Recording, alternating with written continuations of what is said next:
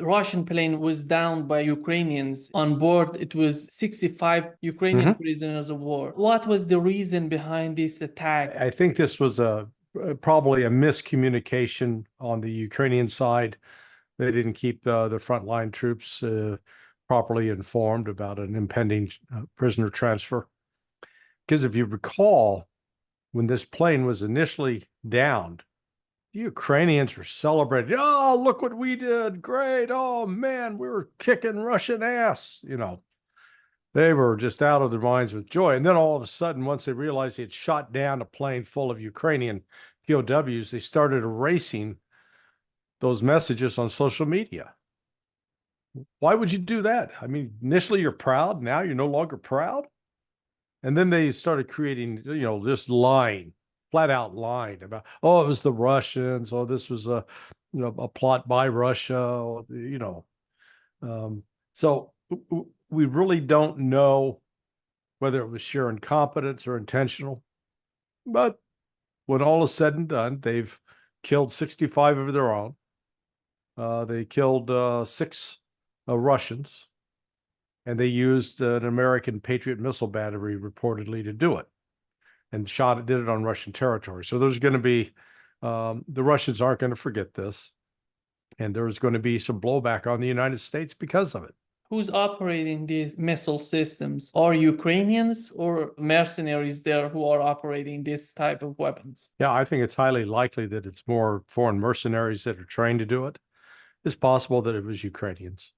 But, that's one of the reasons we saw these, those former French legionnaires who were now no longer legionnaires, but they're housed in this, upscale hotel, and there are, over, around 200 of them there, I think. So this is not just a ragtag group of guys that decided they wanted to get together and play war. So it's one of the shortfalls that Ukraine has is its lost trained manpower, people experienced in how to deal with air defense systems, as well as artillery, like the 155 millimeter, whether it's a M777 or the Caesar, or tanks. So the Ukraine's in a position where if it wants to keep some of this equipment operating, it increasingly needs to rely upon foreigners to do it for them. Larry, you think that this was purely a failure of intelligence on the part of Ukrainians to hit this plane? No, I don't think so much a failure of intelligence as a failure of communication, to inform advanced air defense units that, hey, there's going to be this plane transiting your airspace between, 0900 and 1200 hours.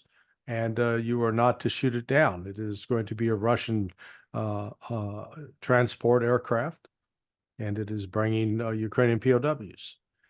That's so you can lay out that it was just that kind of miscommunication. They failed to tell it, or given all of the Machiavellian machinations that are going on in Kiev between Zelensky versus Zaluzhny and Budanov, the head of intelligence, versus Zaluzhny or Zelensky. Who knows? Lots of palace coup plots. Maybe one element of the Ukrainian intelligence service ordered it to be shot down in order to embarrass Zelensky, force Zelensky out. That's another possibility. The other, another one I've heard is that the Ukrainians were led to believe that there were going to be high-level Russians on board this plane, very senior Russian officials. So therefore, they launched the attack to take them out without realizing that they were transporting the Ukrainian prisoners.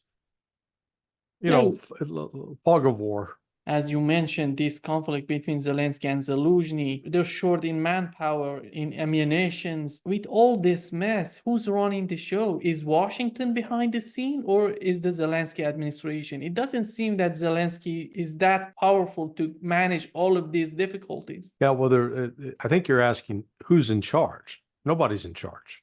That's part of the problem. Zelensky is pursuing his agenda. Zelensky's pursuing his agenda. Budanov pursuing his agenda. United States can't figure out what its agenda is. Europe is trying to double down and say, "Oh boy, we're gonna back Ukraine to the hilt." Except Europeans are having trouble even being able to produce artillery shells or air defense systems. So it's a mess. And I think the Europeans are slowly coming to the realization that they're going to United States is going to bail out of this. It's a non-starter. United States is going to become embroiled in a border defense battle, a civil war, pitting at least 25 states against the federal government in enforcing the security of the border. You've already got many other U.S. states sending troops to our southern border. So Ukraine's going to fall away. Just candidly, nobody cares about Ukraine. Only a few exiles, or let's say people whose citizenship, their parents were Ukrainian or their grandparents were Ukrainian, and they hate the Russians, and they are concerned. And some of the neocon, the Zionists, they want to keep the war going. They hate Russia, but the majority of Americans really don't care. But what they do care about is, not sending money to Ukraine when that money could be used to secure our own border and improve our own cities, security in our cities. I noticed that in Washington, D.C. last night, they just had somebody broke into 30 cars in a 2-hour period up in Northwest Washington, which traditionally, Washington's divided into 4 quadrants: Northwest, Northeast, Southwest, Southeast. Northwest is considered the upscale, the rich, the place where the people who normally get better protection live. So the fact that neighborhood's getting savaged this way just tells you about the state of that city. And, who cares about Ukraine at that point? Stoltenberg just announced a new contract for the purchase of artillery shells worth $1.2 billion. He says that part of this bill goes to Ukraine. What's the strategy on the part of NATO right now? Well, I mean, look at the specific. If I recall the specifics of that contract, those artillery shells are supposed to be delivered in what, 2027 or 2028? Hello, that's 3-4 years from now. It won't matter. Ukraine probably will not exist as a country as it's currently constituted in 2 years. So this is a meaningless gesture at best. It's the old, throw cow manure at a wall and hope something sticks. Well, they're in desperation mode, tossing this up. If Europe had a credible threat or a credible capability, they'd be producing the shells right now. They wouldn't have to wait. They wouldn't have to put it under contract. They'd be cranking them out. I mean, for God's sakes, the Brits can't even recruit enough people to fill out their army and their navy and their air force. And yet the Brits are supposed to be the elite of the military units in NATO. Give me a break. They're like a crippled poodle. Can barely walk, and they're not good for anything. Whatever, Britain's living off of its past glories, and this war with Ukraine and Russia has exposed NATO as the ultimate paper tiger, or just like this angry little dog yapping away, bark, bark, bark, bark, bark. But can't do anything. Has to stay in shelter. When you look at the situation right now in Europe, you look at Germany, look at France, Poland, farmers are all on strike against the governments. And at the same time, you see the governments are talking about, especially in in the United Kingdom and Germany, they're talking about fighting Russia. They're preparing to fight Russia. It Yeah. seems that the sanity is going away. Why they're thinking of fighting Russia? Russia is their enemy, in your opinion? Russia shouldn't be their enemy. Russia is not trying to be their enemy. It's the West that's decided to make Russia the enemy. It's the West that has decided to attack Russia through proxies, using Ukraine as a proxy. This if this was a case of Russia as a homeowner shooting and killing a burglar who broke in this case, Ukraine, that would be considered a criminal act by Ukraine. If those people who gave the burglar the car to get to the house, the tools to break into the house, the guns to try to use against the homeowner, all those other countries would have been called accessories to that crime. Well, that's exactly what NATO is. NATO is an accessory to war crimes, period, and should be held accountable. But it won't, because under the international rules-based order that we hear so much about, it's the West that controls the rules. They get to make them up. They follow them when it suits their purpose. They ignore them when it suits their purpose. But that doesn't change the combat reality on the ground. NATO does not have the military wherewithal to defeat Russia, but they keep talking about it. And Russia has no intent of invading Europe. Good God, why would they want to do that? Europe doesn't have anything they need. They don't need transgender people. They don't need active homosexual organizations. They don't need these corrupt labor unions, and they certainly don't need all of these buffoons who pass as politicians, whether Rishi Sunak, Macron, Schultz. Russia doesn't need to be saddled with that. Larry, if you remember when this war started, Antony Blinken had an interview on CNN with Jake Tapper in which he was talking about the main goal of Russia in Ukraine. He said that Russia wants to subsume all of Ukraine and then march toward Europe. I recently read an article of Professor Nikolai Pedro. He was mentioning this as a key lie for this conflict in Ukraine. How it was possible for Washington to sell such a lie to Europeans? Because the Europeans wanted to believe what the U.S. was selling. Europe and the United States have one purpose. They want to take the resources of Russia. Russia is the #1 country in the world with natural resources. Europe wants the gas. Europe wants the oil. Europe wants the uranium. Europe wants the nickel, the fertilizer, the nitrogen, the aluminum. Europe wants it all, as does the United States. The only way to get it, you got to get rid of Putin. Because Putin put the oligarchs in their place over 20 years ago, where they had been making deals and allowing the resources of Russia to be stolen by foreigners. And Putin said, no, we're stopping that. That's not going to happen anymore. That's why the West hates Putin. He has stopped the rape. So, Europe is hell-bent on trying to break Putin, break Russia, so they can get access to the incredible wealth that Russia sits on. Russia isn't having any of it. And again, look at history. The only time the Russian army marched out of Russia proper and into a foreign city was in the 1814 in Paris, somewhere in there, when they defeated Napoleon. But that entire thing was precipitated by Napoleon, who had invaded and burned Moscow.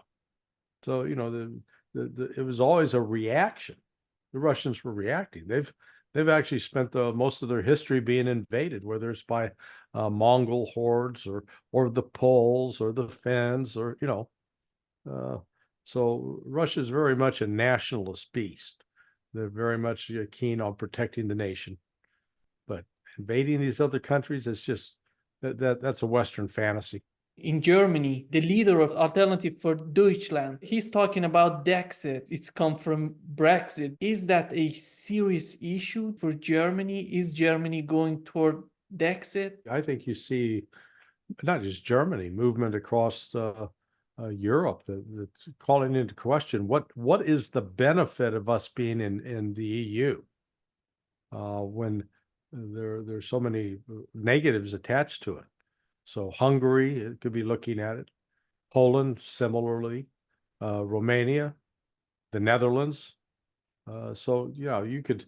The Brits started something, and it's now like the Brits are sort of trying to get back into the EU. They'd rather be part of that club than out of it. But you know, the protests, farmer protests that you noted earlier, are a symptom of rising discontent with the European model.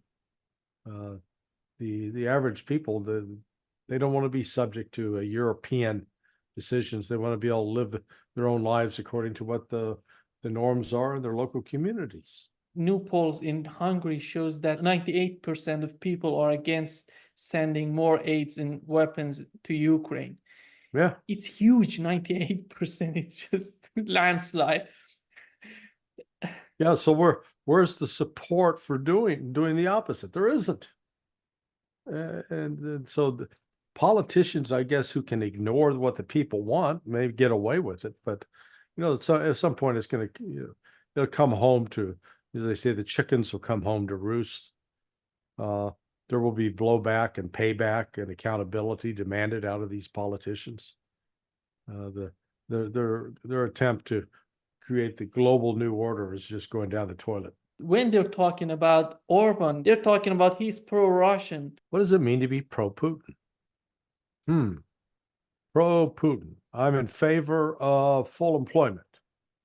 I'm in favor of, overflowing stores and supermarkets where people can get whatever they need. I'm in favor of safe streets where there's no crime, where crime is virtually non-existent. I'm in favor of being able to control our own destiny. I'm in favor of promoting family values and having strong families. I'm in favor of providing women with maternity leave as soon as they become pregnant in order to promote having more children, in order to promote the growth of society. Is that what it means to be pro-Putin? Oh, and I'm in favor of defending our nation against Western imperialism. So if that's pro-Putin, yeah, I'd be pro-Putin. And I'm sure that's why Orban is pro-Putin, if they want to use that as a disparaging term. But sure beats being pro-Biden, I tell you, or pro-Rishi Sunak, or pro-Olaf Scholz. You know, what a clown show. Or pro-Macron of France, or Trudeau of Canada. The Western leaders would look like they'd be trying out for Snow White and the Seven Dwarfs. They're all the Seven Dwarfs. They may be physical stature, medium height, but in terms of intellectual stature and prestige, they're midgets. We had Sweden joining NATO, and Turkey agreed on. When you look at Turkey right now, they were playing games with the United States to give us F-16s. We're going to let Sweden in. We know the Turks, they're after their national interest in all of these calculations with Russia, with the United States. The question is how long they're going to define their national interest together with the United States, as long as they have another option with Russia and China. Well, let's be clear what happened. It was the legislature in Turkey that gave approval to allowing Sweden to become part of NATO. But I think there's still some other decision making that has to take place with Erdogan as the president. So it's not necessarily a done deal for Sweden. But Sweden adds nothing to NATO's military capability, which is weak already. It's just, this is one more excuse the West is looking for to create a tripwire that would allow the West to attack Russia. And Russia's, not going to give it to them. Turkey is in an interesting position. They did hold peace talks this week with the leader of Iran, and Erdogan met with him. Which, that's a step in a direction that over the last 10 years, really Iran and Turkey have been at odds with each other on different sides of the issue. It's fascinating. Iran wants to target the radical Islamists that are linked to ISIS in Syria. And that's what the United States claims that its troops are there for, to attack those radical Islamists, except, there's growing evidence that the United States has been actually protecting some of those radical Islamists. And, here's Turkey also fighting them, actually wanting to fight the Kurds, which the United States is backing. And when you dig through it, you find out one of the things: the United States is protecting a base, an oil station in Kurdistan, in Kurdish territory, that pumps this oil, sells it to Turkey, who then sells it to Israel. So what's going on there? This is part of using U.S. troops to defend an oil field that's serving the needs of Israel. That's what this is all about. And Turkey's making money off of it. So they're letting greed overcome concepts of honor, dignity, and despite the tough talk about Israel, Turkey doesn't match it. They're too busy selling oil, making money off the Israelis. United States is sending nuclear missiles to the United Kingdom. What's the reason behind this, in your opinion? Well, they've got to update. So the systems have been aging, but I think, as I recall, the British primary means of launching nuclear weapons would be from submarines, and they're having trouble deploying their submarine fleet, number one. Then on top of that, they're having trouble finding a guy to command the submarines. They're posting an ad on LinkedIn. So, this is, I call it more sort of symbolic gesturing as opposed to actual providing a tactical change, or they're certainly not following any kind of strategy. Let's put it that way. If something happens, let's assume something happens between NATO and Russia, it would be a war of attrition, or it can go nuclear. I think the odds of it going nuclear are slight. There's always that risk. But I think the Russians are intent on they're on their way. They have defeated Ukraine. It's just a matter of time before Ukraine realizes that it's dead and it can't continue to fight. I don't know if you've ever seen a chicken with its head cut off. There is that expression, but literally, we can cut the head off a chicken and the chicken continue running around for a while with headless, bleeding out until it falls over dead. That's sort of where Ukraine is right now. In your opinion, is the US capable of sending European troops to fight Russia? Who are they going to send? I mean, seriously, who are they going to send? You get like the purple-haired brigade out of Germany. You maybe have 30,000 combat-ready troops in the UK, maybe, and that's being generous. They'd be wiped out in a week. The French probably have the largest army after Turkey, but it's a joke. They're running this exercise this week, as I recall. There's an annual NATO military exercise, and I'm sure it involves some Ukrainian forces. And a lot of people say, "Oh, this is the 90,000. This is the largest ever." It may be the largest ever, but I think people are putting too much importance on it without realizing these exercises, they're planned 2 years out. So in other words, an exercise is taking place in March of 2024 was that they were doing the initial planning conference on it probably in March or April of 2022. So it's, this is, NATO's almost like a fantasy army, or these kids that go out and pretend that they're shooting each other with like laser tag. But in terms of actual real military capability to go out and engage and go toe to toe and fight the Russians, they don't have it. They get blasted, beaten quickly. CNN reported about the inability of US Bradley IFVs with frosty conditions in Ukraine. Are they trying to modify these weapons because of these kind of problems that they're facing? No. Dude, you know what your problem is, Nima? You are entirely too rational. You're entirely too logical to understand the craziness that's going on up here in the United States. They they they don't see, you got that engineer mind. You see a problem and you say, okay, this is what we need to do to fix this. We'll do this, this, and this. That's not how these military bureaucracies think. Their thinking is, okay, which member of Congress is going to benefit from this, and which corporation can we give this contract to because I'm going to get a job with them after I retire. And it doesn't matter whether the weapon system's any good. It's just that we can justify the contract.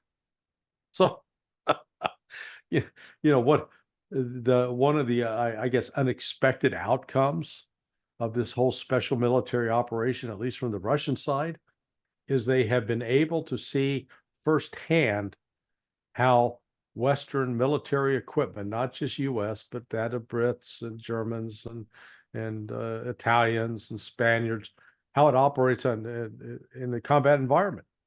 And most of it's not very good.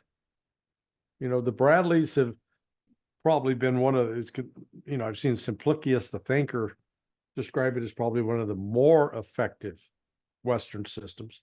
But even then, they have trouble keeping it in the field. They have trouble maintaining it, and it's not very well armored, so it can be easily destroyed.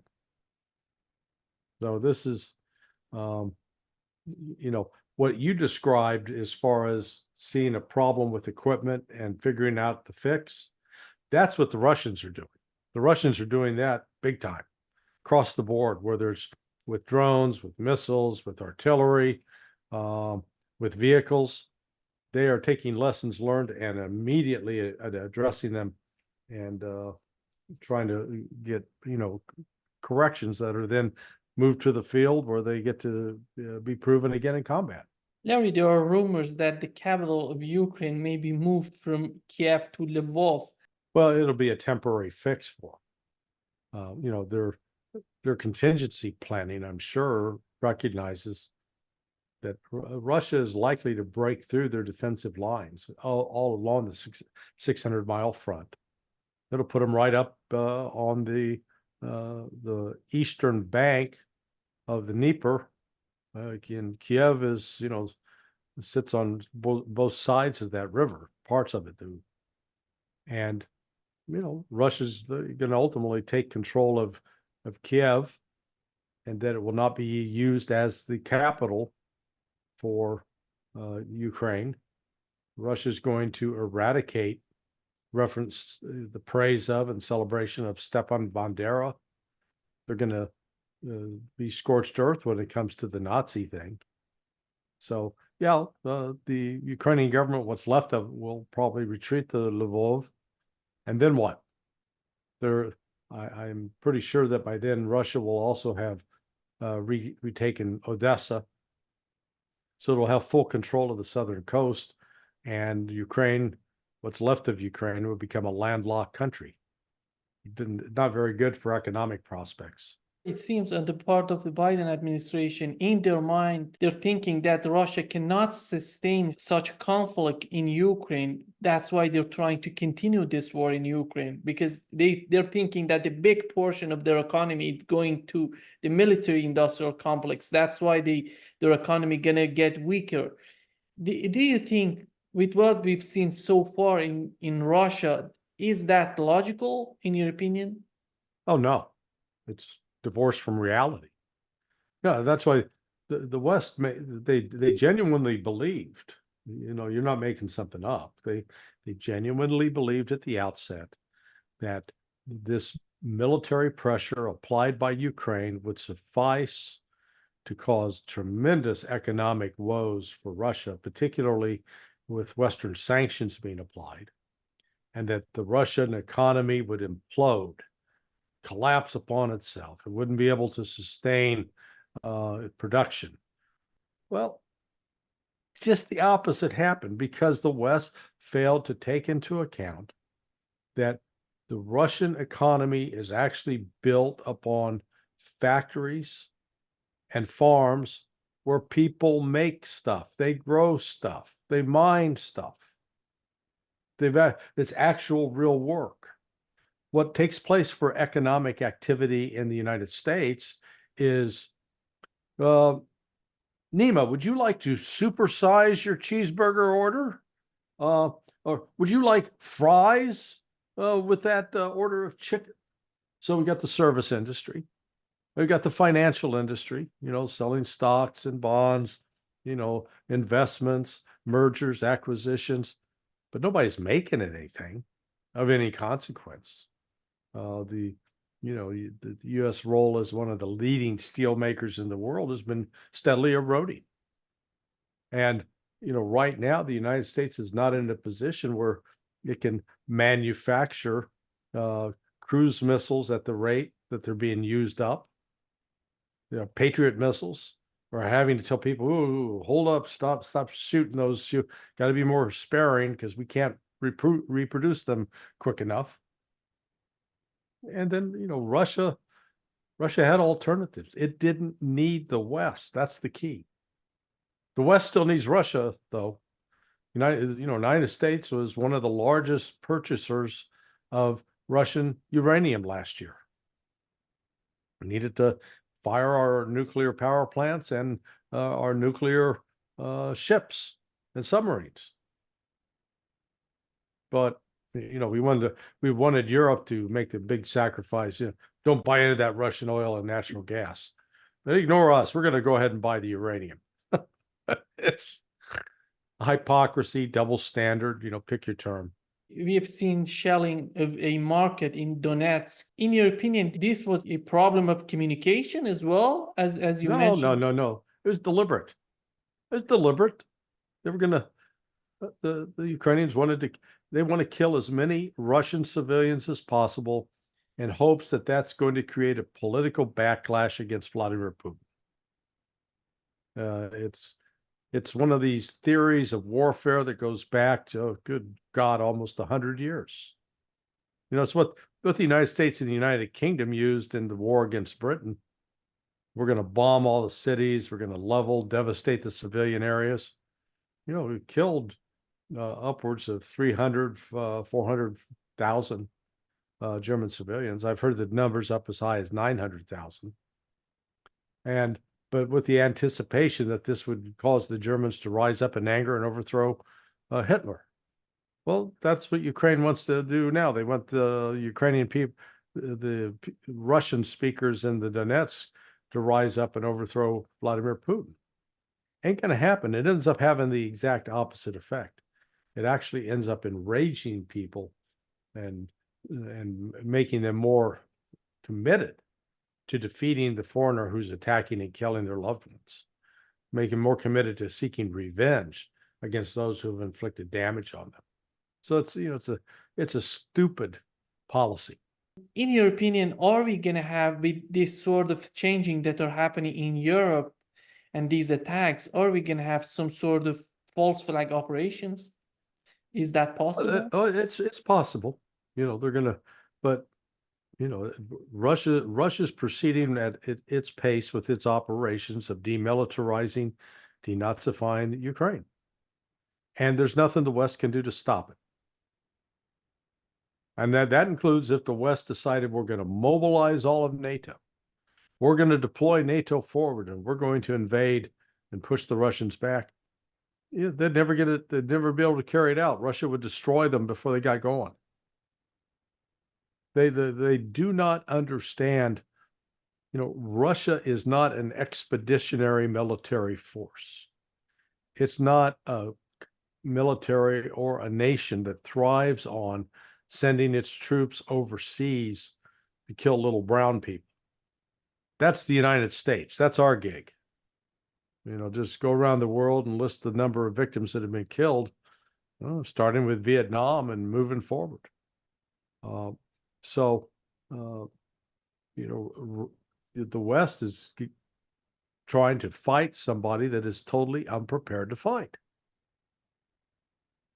And unfortunately, sometimes the only way you learn that that's a mistake, that's a bad idea, is you pick a fight with that person and they just literally kick your ass. They pound you into submission. And then you wake up and say, oh boy, that was a bad idea. That's where I think we're headed. It seems that Russia sent troops to Burkina Faso. They're trying to cooperate with the government there. Is it going to have any sort of precaution in the West, in your opinion? Well, no, let's note that. So, and besides the Burkina Faso operation, as I recall, was with the Wagner Group. And, Wagner was attached to the Russian intelligence organization, the GRU, military intelligence. So it sort of operated like CIA's Special Activities Division. So it was a way for the Russian government to project force. But again, that was doing that in response to an invitation from that country. Similarly, Syria, the Russians do have a military presence in Syria, and that was at the express invitation of the government of Syria.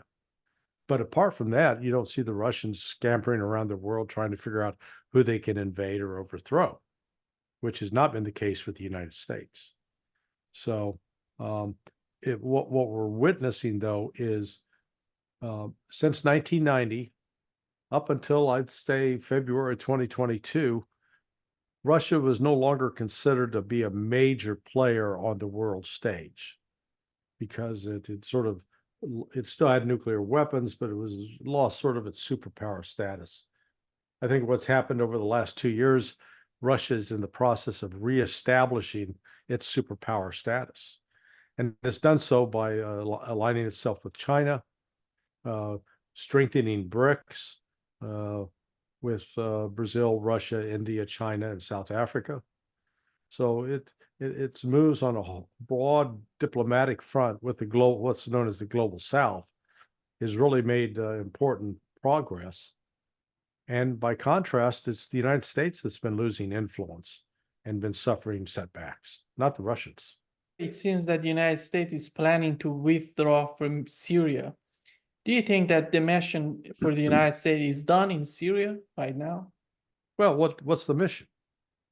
Ask yourself that. The one mission that I can see is its job is to protect an oil pumping station that's linked to the Kurds, because that oil goes to Turkey and then makes its way to Israel. This is part of protecting Israel. That's all it is. It's an illegal occupation of Syria. There is no justification under international law for the United States to be there and to maintain troops there. I think part of the rationale that's, the reason that they're talking about pulling them out, they're just sitting ducks. They're going to be constantly mortared, rocketed, missiled by these Iranian-backed groups that are going to continue to attack the United States as long as Israel continues to attack the Gazans, the Palestinians in Gaza. Right now in Gaza, they're slowing down their operations, or are they changing their strategy in Gaza? I don't think they've changed their strategy. Their long-term strategy remains: depopulate Gaza, eliminate the Palestinians, create it as either a buffer zone or an area of new habitation by Israeli settlers. That's Israel's goal. Their ability to accomplish that has come into question now. They've been taking significant casualties in their military operations. And in fact, just the other day, they reportedly had cleared out the northern part of Gaza of all the Hamas fighters. Now they're reporting that all the Hamas fighters have flooded back into that zone. The Hamas pulled off an inspiring ambush for them, where they caught 21 Israelis inside a house or inside a big structure, wiring it to blow it up. And Hamas was able to get it blown up and in the process, it collapsed on the Israelis, killed 21 of them. And then 3 more were killed outside as part of a continuing attack. So that's 24 in one day. They continue to die. Israelis continue to die at the rate of 2 or 3, which is a fraction of the number of Palestinians that are dying. But Israel's stomach for enduring such losses is becoming, they're losing their appetite. They're losing the will to continue this. So there's growing opposition. I know there's been some discussion. Judge Napolitano has talked about it. This one Israeli mother whose son was a member of the Israeli armed forces. He'd been kidnapped, taken prisoner by Hamas on October 7th. He was gassed. They used poison gas in one of these tunnels, and he died of poison gas, just like what the Nazis did to the Jews at Auschwitz. The irony was not lost on the mother, and she was just completely outraged and angered over it. So, what you're seeing is, do I believe that Israel, through bombing, shelling, could ultimately wipe out the Palestinians and force them out? Yeah, I do. It would come at an incredible cost, though. Cost of both human lives of Israeli soldiers and loss of any kind of standing with the international community, where Israel would be ultimately isolated, and even countries like the United States and Great Britain would distance themselves from them. I think there's already that possibility in the United States. What's fascinating, so a lot of people think about it with the old model, what I'll call the wealthy Jewish donor model. You do have a lot of wealthy Jews, people like Bill Ackman, who have been aggressive in supporting Israel. But there's a generational transformation underway. And so an overwhelming majority of Americans under the age of 40 back Palestine, back the Palestinians, despise Israel, and think that the United States should not support Israel. Well, that's an important change, and you're seeing it reflected on the campaign trail. That's what's really fascinating.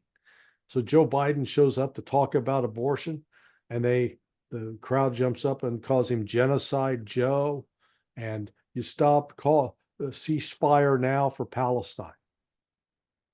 He shows up to talk about the economy with auto workers. Same thing. I heard Max Blumenthal say that he was interrupted 13 times in a speech. Well, if you watch Biden's facial expression when this is happening, it's a combination of this. He's looks lost, like, oh, where am I? Or it's anger. It's like, how dare you interrupt? So, it's happened at every single event he's had in the last 2 weeks. It's not like we're talking of one-off or an occasional thing, happening every time. So these groups, and they're not jumping on Donald Trump, they're jumping on Joe Biden. These are groups normally sympathetic. And then within the Democrat base, you've got the Muslims that have come to dominate in certain areas like Michigan. They used to think, oh, well, the Democrats are our friends. No longer. They're refusing to endorse and support Biden, and probably some other Democrats. So this is turning into a political problem for the Democrats. Media hasn't really focused on it much. And, they're having to make a decision. Are we going to alienate our wealthy Jewish donors, or are we going to keep our base that's going to actually come out and vote for us? Because if you got all this money, but you can't, the voters are telling you to go screw yourself, pound sand, all the money in the world's not going to get them to vote for you. You got to be right on the issues. So that pressure is going to continue to grow. And then with the decision of the International Court of Justice basically saying, we think the South African complaint accusing Israel of committing genocide has merit, and that Israel needs to stop and doing some of the things it's doing, and needs to punish people who have been making comments referring to the Palestinians as subhuman Untermensch.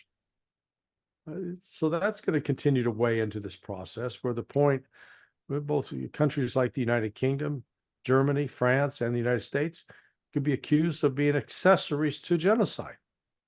I can tell you a lot of, at least the French don't want to be any part of that, and the Germans are going to have second thoughts. So it's, this is, we got some genuine turmoil here, is the way to look at it. For the situation that we're having in Israel, that we have some sort of monopoly of Netanyahu and his party, Likud party. Why there is no alternative? Who's to blame for that? Are these donors in the United States? Are the presidents of the United States from both parties? Well, you got a combination of things. I mean, we used to think of Likud as being the most extreme. And let me define extreme, because I don't like to use the terms right wing, whatever that means. The extreme position we're talking about is they don't see the Palestinians as human beings. They don't see the Palestinians as having a legitimate right to live in territory that Israel considers Israeli territory. Then they see that they do not believe that the Palestinians are entitled to any rights. They believe that the Palestinians can be detained at will. They can be held in prison as long as they want without charges, and believe that they can shoot them. Unarmed people, shoot them because of the threat they represent. The Likud party has joined with these settlers, these parties that have strong ties to settlers who've, illegally occupied territory in the West Bank. And people like Smotrich and Itamar Ben-Gvir. They are two of the most prominent ones. Both, in my understanding, have been charged with terrorism and convicted of terrorism in the past in Israel. And yet Netanyahu has joined forces with these terrorists, which in my view makes Netanyahu a terrorist as well. He's good at hiding behind the Holocaust. He likes to trot out the Holocaust as justification for Israel creating a new Holocaust for Palestinians. But there is, Likud is a fraction, it's a fractious unity. So it cobbled together this agreement with these minority parties to have enough that they secured a bare majority. But there is a strong opposition to them. And I think with each passing day, the odds of that opposition party led by Benny Gantz, I think it is, ultimately they're going to force Netanyahu out. Now, it may not necessarily result in a dramatic change in Israeli policy, but because right now you got some in Israel on the Netanyahu's side are advocating expanding the war into Lebanon. Madness, sheer madness. If they go into Lebanon, Israel is going to suffer a military defeat like it has never suffered, which may in fact call into question the very existence of Israel. It could be that severe. And they, some cooler heads ought to prevail to talk them out of it. Because if they don't, they're going to commit suicide. It seems that the U.S. Navy tried to reopen the Suez Canal route, but they couldn't do that. What was the problem there? Yeah, that's I posted the meme of the big bad wolf with the three little pigs. Think of the Houthis. Now I realize they're Muslim and they consider pork unclean, but think of the Houthis as the three little pigs in their brick house. And here's the United States as the big bad wolf. I'm going to huff, I'm going to puff, and I'm going to blow your house up. Not down, up. I'm going to blow it up. And here are the Houthis, they fired another missile today, hit another oil tanker. And the two tankers that the U.S. Navy ship was accompanying, they turned around. Oh, wait a second. Reverse. We're out of here. So what it's exposing is the United States Navy has limited power. It's not a magical force. It can't overcome time and gravity and the shortages of materials. It has limited firepower. Yeah, it can fire off missiles. It can fire off $2 million missiles that shot at two per incoming target Hey, that's $4 million up in air, taking out maybe, let's say, a $300,000 missile. So the economics work in the favor of the Houthis. And the Houthis have been very clear. Hey, if your ship is owned by the Israelis or is servicing Israel or the United States or the United Kingdom, we're going to shoot you. If you're Russian, Chinese, Indian, Panamanian, if you're not doing anything with Israel, go on through. We're not going to bother you. You're not going to have a problem. And they've held up to that. They've, the irony is this little country of Yemen, some would, Donald Trump would call it a shithole. It is holding at bay the United States and the United Kingdom, preventing them from opening the Red Sea, preventing them from ensuring freedom of navigation for everyone. And the Houthis are real clear. No, you're not getting anything in and out of Israel until they stop killing Palestinians. They're the only country in the Middle East actually taking substantive action to try to defend the people of Palestine.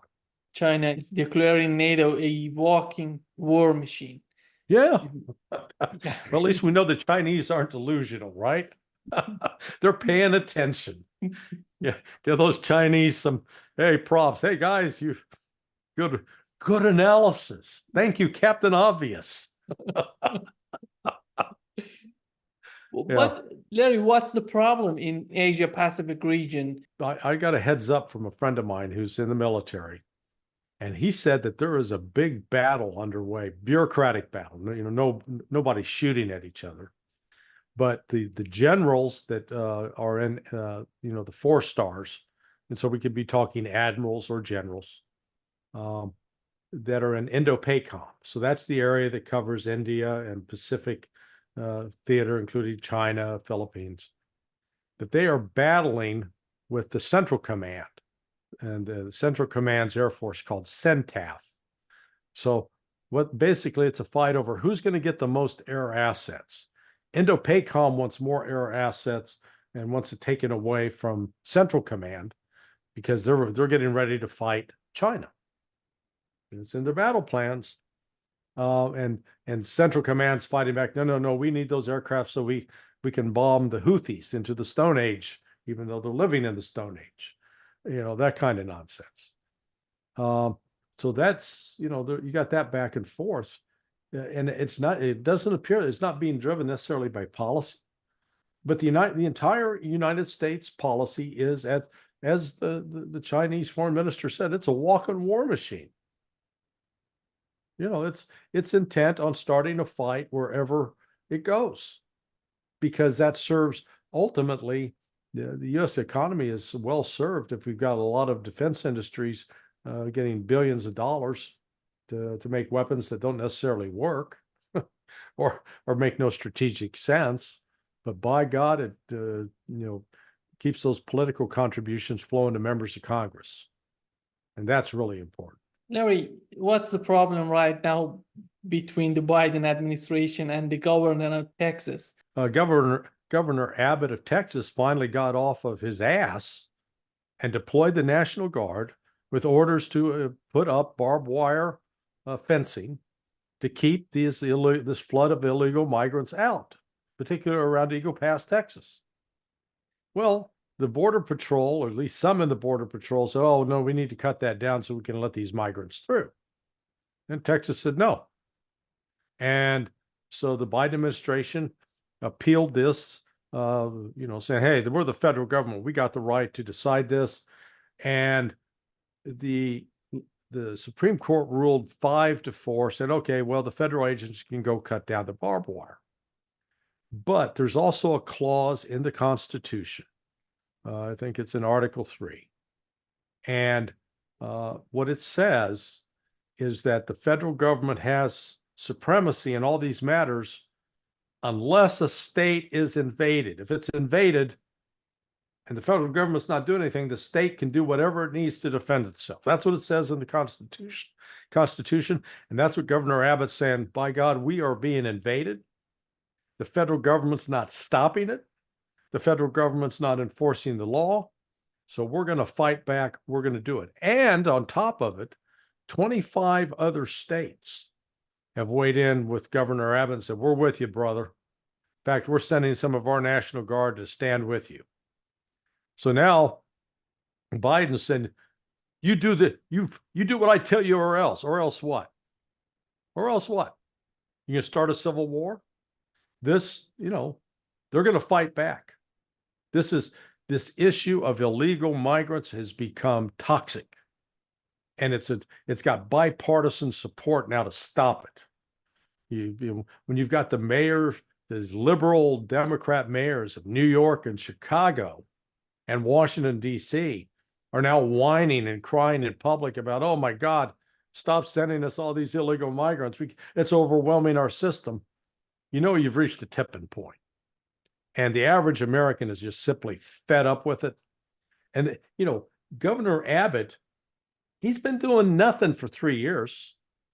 I mean, this has been going on for 3 years. He's been doing nothing. Talk. Now he's acting. And the reason he's acting is because he recognizes this has political legs under it, and is going to be damaging if they don't do something.